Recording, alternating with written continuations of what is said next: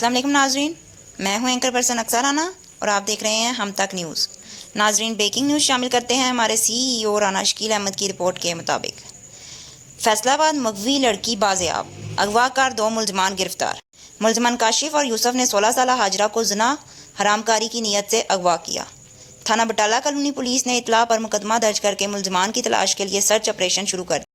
SHO تھانہ بٹالہ colony Zaheer Akhtar نے اغوا کار ملزمان کاشف اور یوسف کو گرفتار کیا۔ مغوی لڑکی کو ملزمان سے بازیاب کروایا۔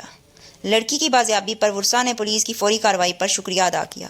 خواتین اور بچوں کے خلاف جرائم میں ملوث عناصر کے ساتھ آہنی ہاتھوں سے نپٹا جائے گا۔ وزیر اعلیٰ پنجاب کے ویژن کے مطابق خواتین کے حقوق کا تحفظ اولین ترجیح ہے۔ CPO فیصل آباد۔ سب کی خبر سب سے پہلے ہم تک۔ مزید خبروں اور اپڈیٹس کے لیے ہمارے چینل کو لائک کریں، سبسکرائب کریں۔